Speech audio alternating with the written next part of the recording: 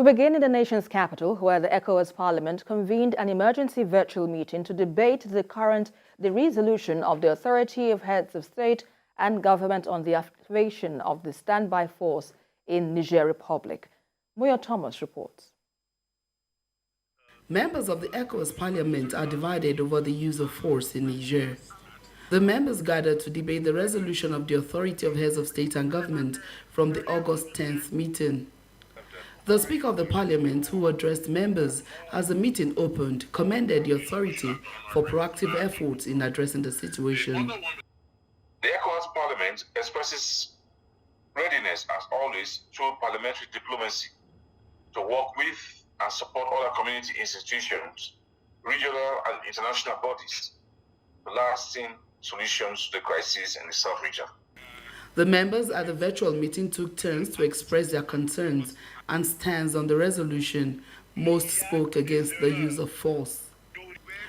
Other speakers noted that the fragility of the region should be considered also before the use of force is activated. They are concerned that women and children will be the most impacted and insist dialogue and diplomacy is enough in resolving the issue. No, let us exhaust what is started. That is diplomatic. Let us not make that mistake. Nigerians are against, I emphasize that again, going to war. If we are going to war, it is Nigeria that will bear the largest brunt. And besides, what is the answer to this, my question? Linda Ikpeazu, a member from Nigeria, reminded the parliament that dialogue and diplomacy did not work in Mali, Burkina Faso, and Guinea. She was supported in this assertion by Orlando Pierre Diaz, who says since the military leaders used force in taking over the government, force should also be applied to remove them. Check we used in these other 4 countries, okay? Has it worked? Did it work? If they are still under military rule, that means whatever we use have not worked. So we need to look at other solutions. Okay, thank you very much. The virtual meeting was attended by over 80% of the 115 members, but only about 23 members contributed, with 17 in support of peaceful mediation. Second speaker, who is also from Niger, insists the economic measures against the country are too stringent and are causing hardship on the citizens of Niger. He wants the electricity cut off by Nigeria to be restored and his borders open to thousands of trucks stocked at the Nigerian borders. Argument started immediately the draft communique was read. Many of the members spoke up saying resolutions in the communique do not reflect their stand. Military intervention cannot be an option. And I think I want to beg of our colleagues and the crafter of this very lofty and nice resolution to delete that section. Thank you very much. Efforts by the Speaker to ensure Parliament doesn't go against the resolution of the authority was not accepted. The meeting was deferred to allow adjustments in the communique. The 12-member delegation set up to mediate in Niger is expected to draw up modalities for engagement in Niger and probably Mali, Burkina Faso, and Guinea. Moyo Thomas, TVC News, Abuja. And for more perspective on this issue, I'm being joined by 2 global affairs analysts, Paul Ejime and Jide Ojo. Good to have you both on the news at this time. So let me begin with you first, Paul. What do you make of the split now in the Ecowas Parliament over the military intervention in Niger? So it shows you that virtually everybody is involved in this, Niger issue. And you will ask why. It is about because of the strategic importance that it bears, it has for superpowers, incidentally, because everybody appears to be interested in Niger. Why? That is one of the poorest countries in the world. Who has come to talk about Niger, if not that countries like France and America?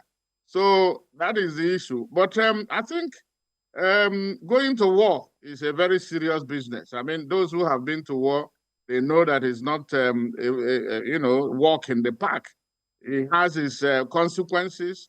And like your report said, women and children are will become the greatest victims. Already, the region is streaming with internally displaced people, IDPs, and refugees. And then to add something that will also increase that number, I mean, who knows who will become a victim? So I think that is why they need to tarry a while and then work with diplomacy. You also know when he went to the Senate, or Nigerian Senate, the same thing, but of course, everybody was saying no to coup, Right. but at least how do you stop it? Not by not using a machine gun to kill a mosquito. Right. Just be careful how we tread. Indeed. Let me quickly come to you, Jide. With this different opinions from the parliament members of the Ecowas, how does this now affect the overall ability now of Ecowas to agree on a solution?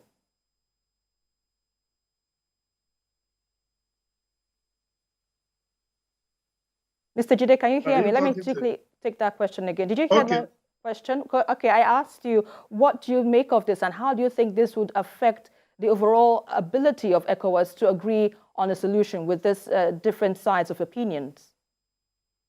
Well, unfortunately, there won't be unanimity of opinion on this matter because there are vested interests across the divide.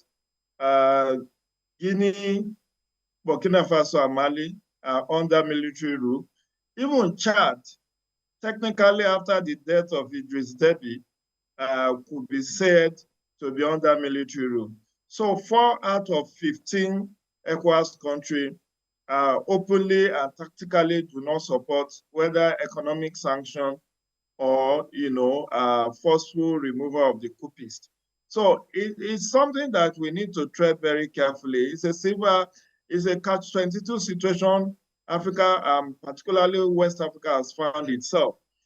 Prevention, it is said, is better than cure. And I think rather than playing this issue of perennial reactionary stance, ECOWAS, African Union, and indeed the United Nations need to do more to prevent. As we speak, the entire Sudan is in crisis. And even Somalia, even Congo DR, even South Sudan. So why is Africa the hotbed of crisis, political crisis, and leadership crisis? I think that million-dollar questions need to be resolved by political leaders because it's cheaper and better to prevent than to cure. Now, there are no easy options. The economic sanctions is biting hard on average Nigerians. In fact, someone told me this evening that the reason why we have high cost of rice in Nigeria today is as a result of the shutting down of the Nigerian border with Niger, because that's where they get most of the paddy rice to mill in Nigeria since we don't produce enough. And now, whether you are talking of Nigerian side or all of us are infected or affected one way or the other. Indeed. Well, let me quickly come to you, Paul. With that being said, so far, what do you think or alternative solutions now ECOWAS can consider now to firmly and fairly discourage coup attempts in West Africa, as we've seen in recent times? We've seen in Mali, we've seen in Burkina Faso, we've seen in Guinea-Bissau. How can ECOWAS be firm if it is to prevent any more of these coup attempts in West Africa? The simple answer is good governance. And then encapsulated in that good governance is being sincere, being consistent, and avoiding hypocrisy or playing, being like working like puppets for external interests. So if and don't carry out constitutional coups or ballot box coups or engage in corruption or, human rights violation and all that, and then deliver on what you promise. The part of the disaffection comes when they will promise, politicians will promise you heaven and earth, but they don't deliver. Some of the countries that are now, have seen the coups, 2 of them were because of tenure, it started with tenure elongation. One was, Conde, who did it after Ouattara. The Ouattara that is now of Cote d'Ivoire, that is now a warmonger. He wants his country is suddenly going to donate $150 million and also 1 battalion. And then how did you, when people are dying, why didn't they use that money or this facility to prevent, like Jide said? So it is good governance and not, carry out some of it. Or if you promise that you are going to fight insecurity. Right. In Mali or some of these countries, they about a third or even half of the country are under the terrorists, right, Islamic jihadists. And the politicians will come and promise that they are going to end it. And they never end it. Even foreign powers, France, for instance, that has been the, looming large in all this, former colonial power, they will come there, make it impossible for them to go where they have natural resources like gold or whatever, and tell you that they are fighting terrorism. So in a nutshell, where would you leave this? They're fighting for their own interests. So those are the things. Stop all these constitutional coups, right, election coups, and then you will stop, you won't have... Right, that's a fine place to leave it, Mr. Paul Ejime. Let me quickly ask you this, Jide, for your own final thoughts. Where do you leave this perspective, and what do you think can be done to finally resolve this issue devoid of force? Well, every war itself ends with a roundtable discussion. I think we should just not get tired of dialogue and diplomatic solutions to this whole thing, because as it were, a military option in Niger would likely worsen the internally displaced situation and, in fact, refugee problem in Africa. As we speak, we learned on good authority that Nigerian refugee in Niger Republic is about 300,000.